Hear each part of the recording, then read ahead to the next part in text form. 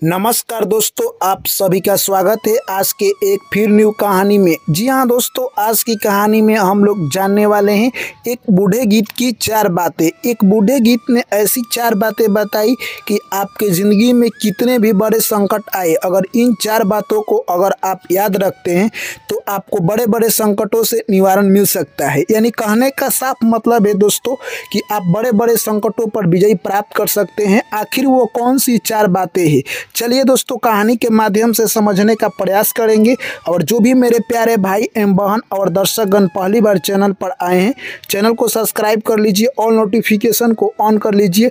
चलिए दोस्तों कहानी को शुरू करते हैं। एक प्यारा सा जंगल था, यानी उस जंगल में एक बरगद का पेड़ था। बरगद के पेड़ पर दोस्तों यानी कहे तो एक गिद्ध की पूरी फैमिली रहा करती थी। फैमिली में दोस्तों उसके बहुत सारे बच्चे और उसकी पत्नी थे। दोस्तों वो लोग बहुत हंसी खुशी से अपना जीवन यापन कर रहे थे। एक दिन की बात है, बहुत तेज आंधी आती है और उनका घर उड़िया जाता है। कहने का साफ मतलब है दोस्तों कि उनका घोंसला उड़िया जाता है और वो समाप्त हो जाता है। यह सब देखकर बच्चे यानी काफ़ी निराश हो जाते हैं। बच्चे अपने पिता यानी बूढ़े गिद्ध से पूछने लगते हैं कि हे पिताजी, आखिरकार हमारा घोंसला आज उड़िया गया, अब हम लोग क्या करेंगे। तभी गिद्ध कहता है कि बच्चे तुम लोग उदास मत हो, फिर से इसे हम लोग बनाएंगे। और अगले दिन सुबह उठकर वो लोग अपना घोंसला बनाने में दोस्तों जुट जाते हैं और फिर काफ़ी मेहनत करने के बाद शाम तक घोंसला बना लेते हैं। शाम को घोंसला बनाकर उसी घोंसला में रहने लगते हैं। तब तक कल सुबह फिर आंधी आती है और उनका घोंसला फिर से वहां से उड़ जाता है। यह सब देखकर बच्चे काफ़ी उदास हो जाते हैं और बूढ़े गिद्ध से कहते हैं, हे पिताजी, इस जंगल को हम लोगों को छोड़ देना चाहिए क्योंकि भगवान हमारे साथ अन्याय कर रहे हैं। जब हम लोग घोंसला बना रहे हैं तभी आंधी आ रहा है और हमारा घोंसला उड़िया जा रहा है। यह सब बात देखकर गिद्ध कहता है, नहीं बच्चे, कभी भी हमें भगवान पर भरोसा रखना चाहिए। भगवान हमारे साथ अन्याय नहीं कर रहे हैं, वो न्याय कर रहे हैं। ये तो प्रकृति का देन है, यहाँ पर आंधी पानी डेली आते रहता है। भगवान क्या करेंगे, हमारा घोंसला उड़िया गया, फिर से हम पुनः बनाएंगे। यानी ज़िंदगी में अगर संघर्ष ना हो बच्चे तो बहुत यानी ज़िंदगी घटिया होती है, यानी ज़िंदगी अच्छी नहीं होती है। जिसकी ज़िंदगी में संघर्ष अगर हट गया तो उसका ज़िंदगी मानो तो मुर्दा के समान है। अगर तुम्हारे ज़िंदगी में संघर्ष है तो तुम बहुत बलवान बनोगे और बहुत शक्तिशाली बनोगे।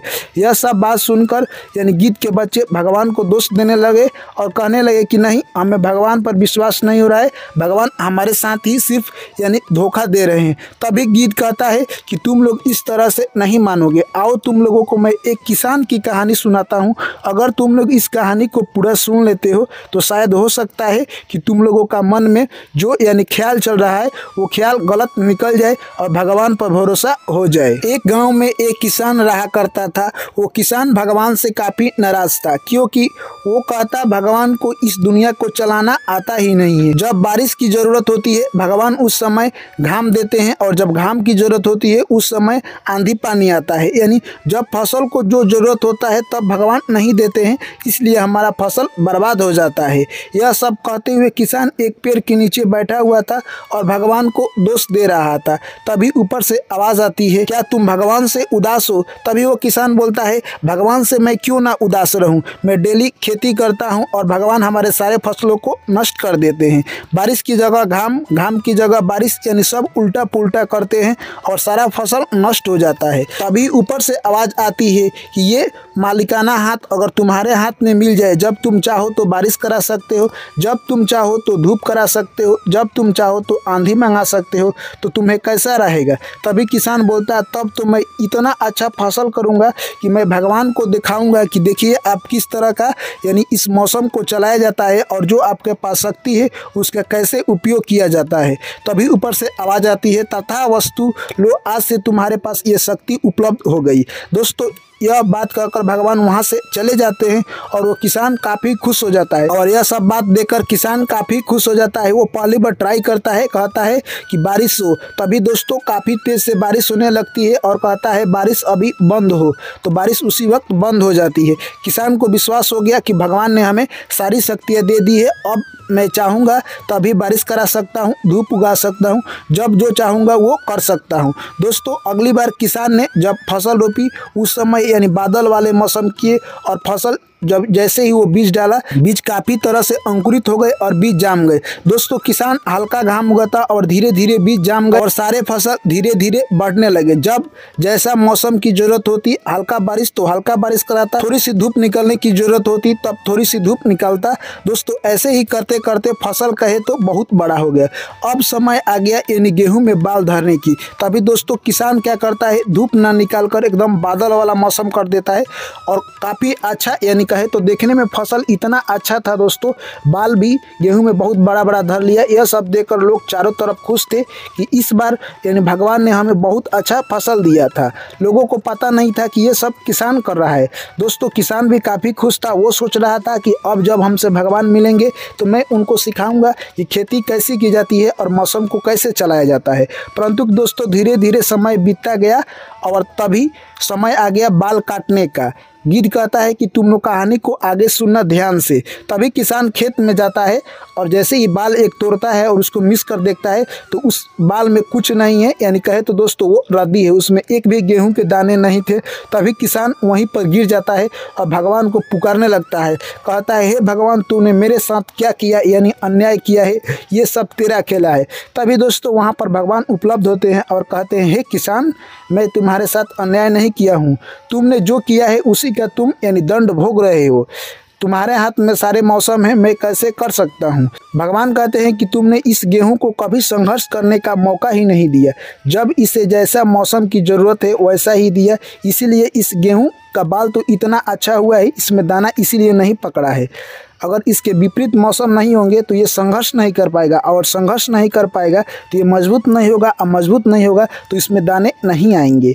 तभी किसान को अपनी गलती का एहसास हो गया और उसको समझ आ गया कि भगवान जब भी घाम की ज़रूरत होता है तो बारिश क्यों देते हैं और बारिश की ज़रूरत होता है तो घाम क्यों देते हैं, क्योंकि ऐसा होने से गेहूं में संघर्ष की भावना उत्पन्न होगी और उसके बाल में दाने पकड़ेंगे।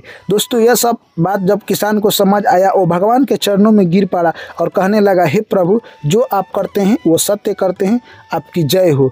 दोस्तों वहाँ से वो किसान अपने घर चला जाता है। भगवान कहते हैं तथास्तु। वहाँ से भगवान भी अंतर्ध्यान हो जाते हैं। दोस्तों तभी गीत कहता है, क्या तुम लोग को इस कहानी से कुछ समझ आया। यानी इस कहानी का मकसद यही है, यानी इंसान को भी अपनी ज़िंदगी में संघर्ष कभी नहीं छोड़ना चाहिए। अगर आप संघर्ष के रास्ते पर से हट जाते हैं उसी दिन से आपका ज़िंदगी यानी व्यर्थ हो जाता है। और बूढ़े गीत में 4 बात बताता है जो कि हर इंसान को याद रखना चाहिए। बात नंबर पहला, कभी भी आपकी ज़िंदगी में अगर संकट और चारों तरफ से कठिनाइयाँ आ रही है, आप सोचिए कि आप धरती का महान योद्धाओं में से एक है, क्योंकि आपके ऊपर इतना संकट आया है। संकट उसी के ऊपर आता है, यानी समस्या उसी के ऊपर उत्पन्न होती है जो उस समस्या को हल कर सकता है। जिसके पास हल करने की संभावना नहीं होती है उसके पास वैसी समस्या नहीं आती है। बात नंबर दूसरा, आदमी को भगवान पर कभी भी भरोसा रखना चाहिए, चाहे आपका कितना भी खराब समय चल रहा हो। और बात नंबर तीसरा, इंसान को इंसान पर भी भरोसा रखना चाहिए।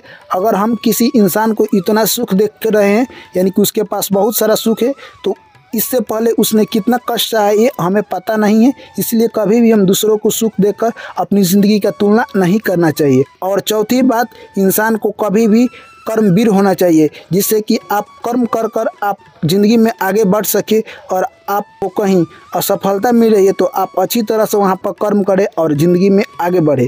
यह सब बात जैसे ही गीत अपने बच्चों और पूरी फैमिली से कहता है, उसके फैमिली के सभी मेंबर खुश हो जाते हैं और फिर से वो लोग यानी कहे तो घोंसला बनाने में जुट जाते हैं।